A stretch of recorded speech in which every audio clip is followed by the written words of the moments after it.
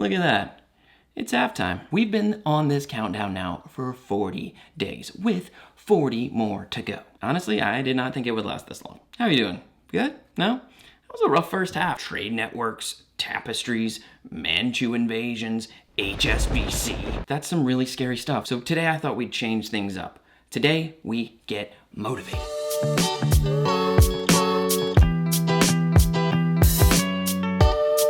Every great sports movie has a great halftime speech. I love sports movies, and it looks like you could use a little motivation, a little pep talk now that we're here at halftime. Think of the great sports movies like Disney's Safety. What was the one that came out not that long ago that everyone loved and said it was the greatest thing ever, and it was like the best sports movie? Disney's Safety. Instant classic. Well, in amazing sports films, like Disney's Safety, they usually have some sort of big motivating speech or halftime speech to really turn things around for the protagonist. Well, and would you look at us? It's halftime here too. So, I've accumulated some of the greatest minds in the AP World History universe, and they've sent me some personal messages to you to get you motivated for the second half. This is your halftime speech. Take it away, guys. Hello, my name is Kelly Rizzotti, and I had the privilege of working with Ben Freeman years ago, back when his beard was a 5 o'clock shadow. I would say my best advice is to think like Descartes. It is important to doubt as far as possible all things. So whenever you are looking at any excerpt given to you by College Board, whether that be on the stimulus-based multiple choice questions, or as part of a prompt for a short answer question, or as documents in the DBQ, make sure you take the time to really question everything that they're given to you. Don't take anything at face value, and make sure you go back and double check in those source lines. Good luck, everybody. What's up, everybody? This is Miss Harris coming to you live, but also pre-recording this beforehand from Mr. Freeman's classroom, because I swear it's not creepy at all. I know I just said that, but we work together and we're friends. Right, Mr. Freeman? And this is where you say, yeah, I guess we're friends or whatever, or something like that. Oh, okay. Yeah, I guess we're friends or whatever. Something like that? My helpful advice for you guys as you're getting all of this information into your head, cramming it in, all of this world history from 1200 to present day, is to make sure that you pace yourself as you're studying and preparing for the AP World exam. Don't force yourself to sit for 6 hours to cram this information into your head.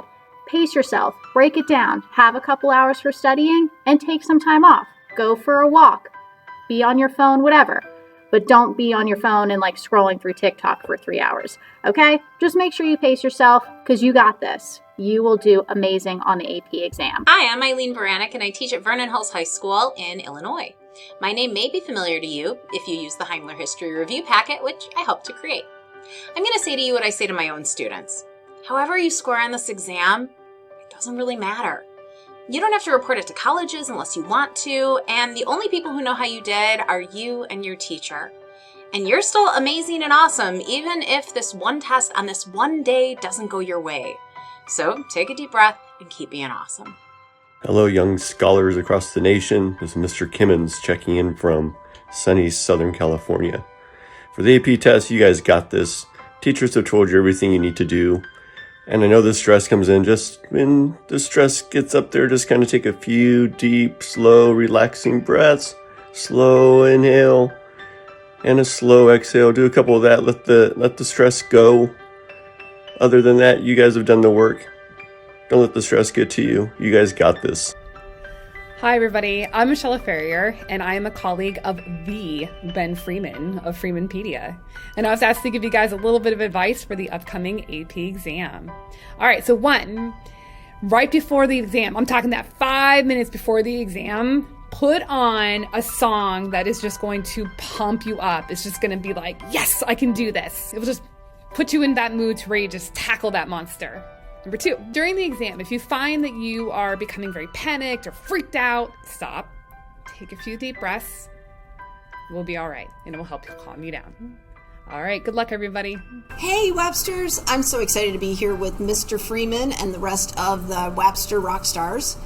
Today, I want to give you 6 tips to help you be more prepared for your exam. So, here are my 6 tips. Remember to give yourself positive messages.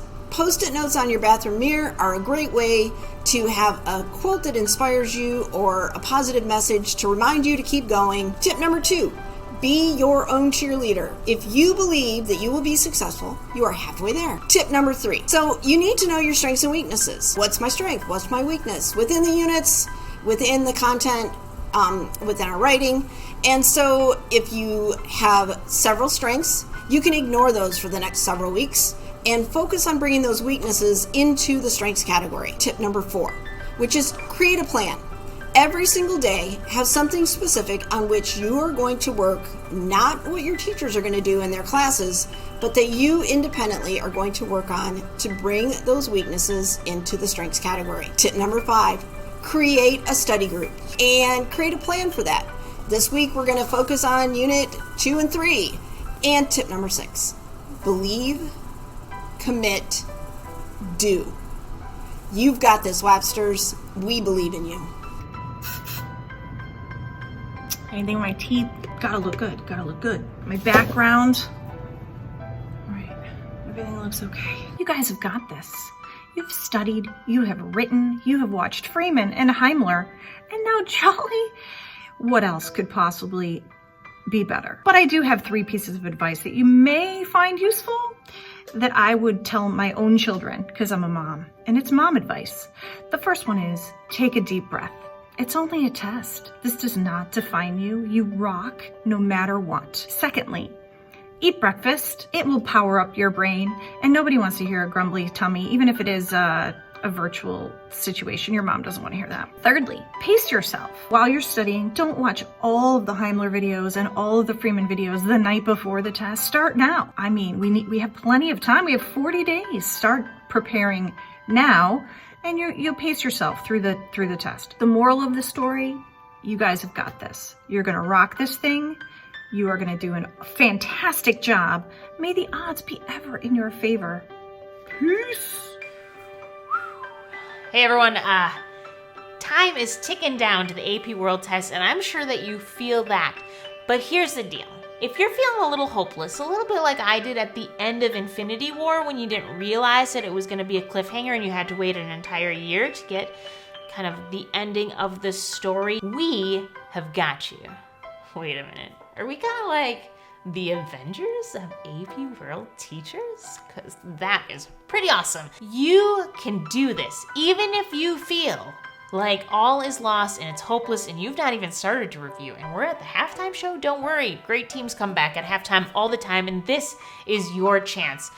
Tune into these amazing people's video. If you want to stop by my channel, my name is Stephanie Gorges, and I have unit review videos 1 through 9 that are about 30 to 40 minutes that go through the major stuff. And if you watch it at, 1.5 speed, it'll take even less. But you have got this. You can do it. It's within your power, and us Avengers, we're here to help.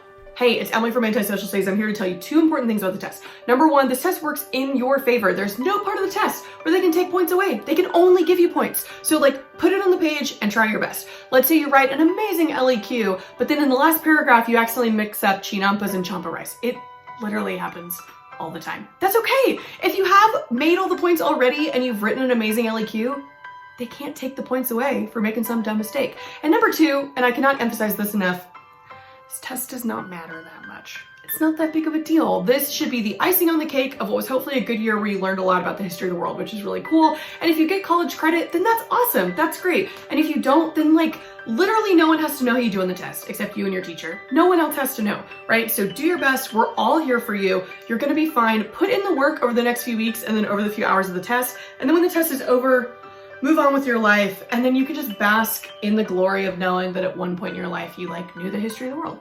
Well. Oh hey, Heimler here. Congratulations on getting halfway through the 80 Days Around the World review. Feels to me like there should be a really inspiring halftime speech, like in those sports movie, like the greatest sports movie that's ever been made, Remember the Titans? First of all, no one remembers the Titans. Second, Remember the Titans was about high school. And these kids are getting ready for a college-level exam, so they need to be thinking about their future, like in Disney's safety.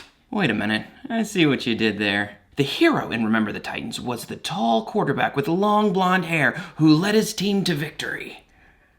Okay, I'll allow it. Here's my inspiring advice for you. Freeman's got you covered on all the content, so really start honing in on your writing skills. And most specifically, if I give you one thing to work on, I would say work on your thesis statements for your LEQs and your DBQs. Because if you get a good, solid, historically defensible thesis, it's very difficult to do poorly on the DBQ and the LEQ because your whole essay is bound up in that thesis. If you can get a good thesis, then you know what your whole essay is about. So my advice to my students is always this: do not let your theses be feces. Good luck on the rest of the course. Yeah, right? I think we can do this. Yeah. The last time I was this motivated was watching Disney's Safety. I think we can do this. Let's get back to it. Okay, so we were talking about the indigenous responses to the new imperialism from the West. I'll see you tomorrow.